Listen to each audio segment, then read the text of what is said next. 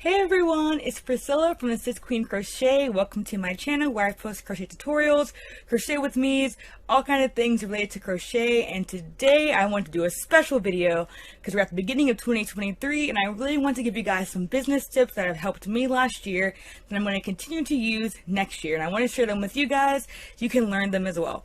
This is also my first time using my ketchup mustard mic, a wonderful gift from my mother. We're going to see how it works, and if not, we're going to be using the phone audio. So let's get right into it.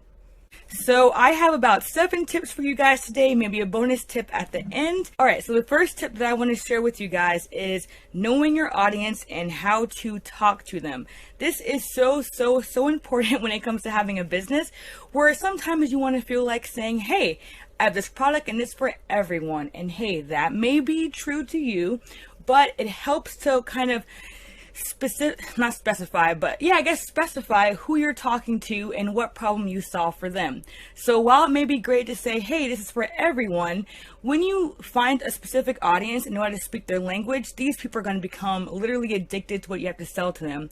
And they say, hey, they are talking just like me. They know what I want. They know what I struggle with, and this product will help me. So when you're running a business, don't be super broad. Try to specify it down. And it doesn't have to be specific to age, gender, or even ethnicity. It can literally be a book that someone likes to read, or somewhere that they like to visit, or maybe a show that they watch, or something that they like to do in their free time. So think about that and really speak their language. And it helps if you know this audience yourself, or if you're even your own audience. It helps to know how they talk and what they like. So the second tip I have to share with you guys to help your business is to build a community. And this kind of goes back to the first tip, knowing your audience. When you build a community around what you're selling or your service that you offer, it basically makes your business go exponential because you have a group of people that like you and like what you sell, and you're engaging with them as they engage with you. This is not supposed to be a one-sided thing where here's your product, goodbye. It's basically, hey, you like what I have, and the thing is that they might not even buy what you have to sell them or what you have to offer them right away. When you're building that in like and trust, and people like you and you're communicating with them, they start to like you and like what you sell as well. So when you build your community around what you have, they will become repeat customers and always come back to you because they see you as a person that they connect with. Now, I'm not saying to start insincere connections. This is not supposed to be some kind of manipulative strategy. Actually engage with people that are similar to you, especially if they like what you have to offer them. Alright, now let's get into number 3. This one is so important. I don't have the book right here, but I will link below in the description where you can buy it. It is called Profit First. But the tip, number 3, is having a business budget. I'll try to put a picture of it on the screen if I can. It's called Profit First by Mike Malakowitz. I'm so sorry, I probably got his name wrong. But once again, it's in the description. Go check it out. It's basically about building a budget for your business. Now, it's so important that when you start a business, you separate your personal money from your business money. When I first started my henna and crochet business, I had them combined. This is a mistake. Trust me, because you want to have your business expenses and your personal expenses separate. You don't want to be using all of your money in the lifetime of your business to support your business. You want to have your business be able to support itself. Now, in the book Profit First, it goes over a few different categories like business expenses, having money put aside for taxes, and above all of that, having profit no matter what in your business. A lot of people forget that profit exists, and this business budget will help you have profit with every single sale you make. I literally cannot tell people about this book enough. Buy the book. It's called Profit First. And if you don't use that book, look up videos on how to create a business budget. It will change your business and your life and make you more, or actually less, financially stressed. When I started using it last year, it literally changed my life and everything. I honestly cannot talk about it enough. So go check out any kind of business budget video, or I suggest Profit First. Link below in the description. Alright, number 4 in my business tips for 2023. Let me read it real quick. Use social media. Okay, I know a lot of people have brick and mortar shops, or they only sell at festivals, or they do this and that. But guys, I know social media can be stressful. I know it can be confusing. I know it can be overwhelming and a lot of work. But we have to forget all of that for a second and realize how blessed we are to have social media in this day and age to build our businesses. Neither of my businesses would be as far as they are without using originally Facebook, then Instagram. Even just those two by themselves literally grew my businesses. I can't even tell you how much. From posting about events I was doing, or posting about crochet patterns that I have, finding testers, literally building the awesome crochet community that I know, people I love and who follow me, I follow them back. They're such amazing people, and without social media, I wouldn't have met either of them, and they wouldn't have met me. Now, yes, you're like, oh, it's so much work. Look up videos, find a marketing mentor, do whatever you have to do to learn how to leverage these to your advantage. Yeah, now there's Facebook, Instagram, TikTok, YouTube, Twitter. I don't use Twitter, but there's so many out there. And I recently started using TikTok this past year, and man, it has made a difference. Now, don't overwhelm yourself.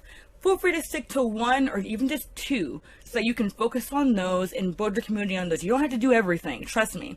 Even just one will help your business grow if you use it correctly.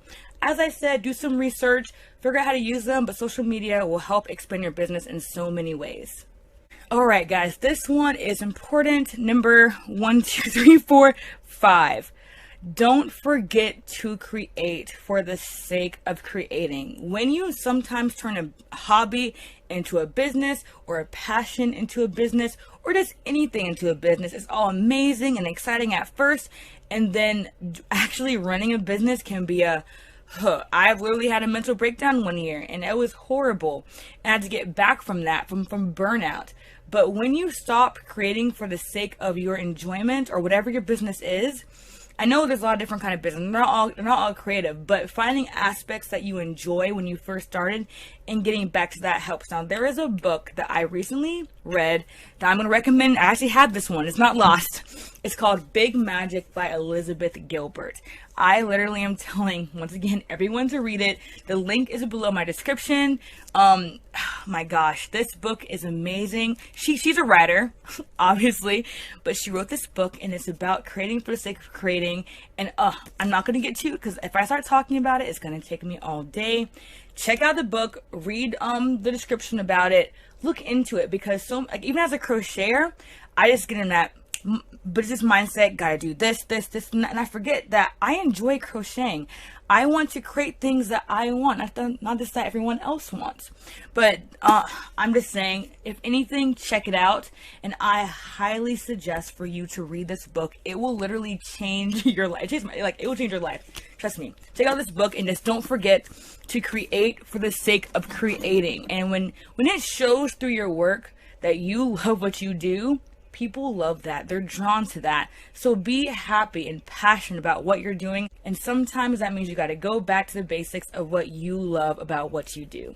All right, guys, number 6 in my business tips for today is something you might have heard, but you might not be basically putting into your business, is being yourself. Oh my goodness, it's so easy to see other business people out there or creatives out there that you want to basically emulate and be like and do step by step what they do. And it's totally fine to be inspired by other creators and see what works for them and to do that yourself. Totally fine. But don't lose yourself in that process and go on this wild tangent of just doing everything that you wouldn't even do yourself. You know, you're talking in a way that's not you, or responding in a way that's just like completely off. Be yourself, be authentic. People who are supposed to be drawn to you will be drawn to you, but they won't be if you're not being yourself. I tell everybody this, they're like, oh, it's so hard. No, just do you. In all my posts, all my videos, I talk the way I talk. I stutter. I talk too fast. I'm all over the place, but that's me, and people who like me will stay around and watch my videos or look at my crochet patterns or follow my Instagram or TikTok or Facebook because they like me. I'm not trying to be anybody else. I'm trying to be myself.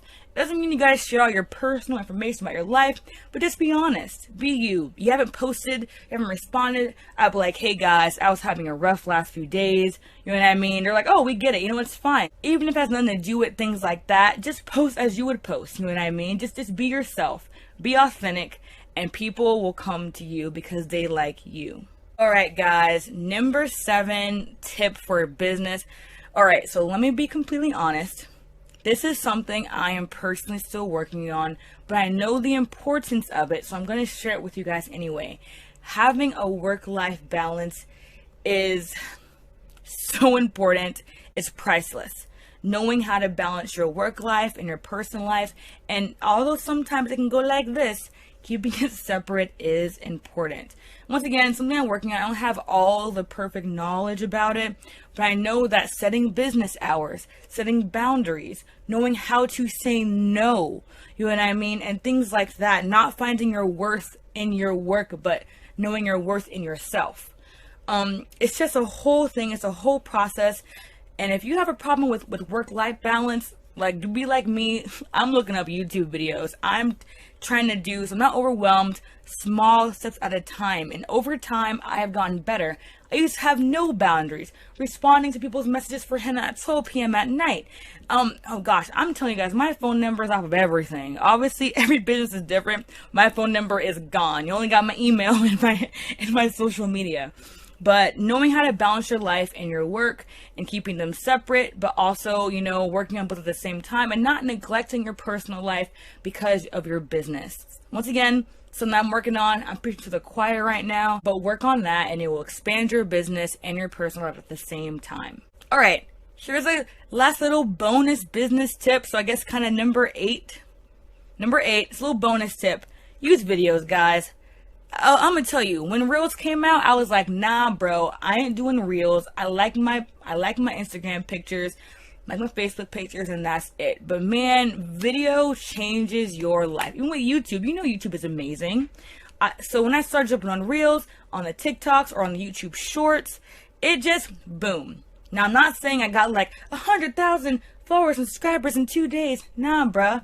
I'm still steadily growing. But people being able to see what you do, your service, your product, whatever it is, in video and 3D, you talking about it, them getting to see your face, it's just a whole different thing than seeing a post and reading it. But I'm personally more of a see a picture and read it than a video person. But I have changed how I thought about it and became a video person because I know that this is where social media is heading, and it's very, very important to jump on the video train and whatever platform you're on.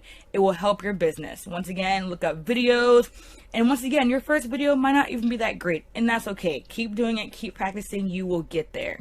Alright everybody, I got to the end of my round, and I hope that these business tips will help you in 2023, 2024, 2025, 6, 7, 8, 9. Hope they'll help you all the way into the end of your business. And once again, if you have any business tips or any questions, or specifically you have tips for me, put them in the comments. I'd love to share them. I would like to have a part 2 eventually of this, of more things as I'm learning on how to make my business better.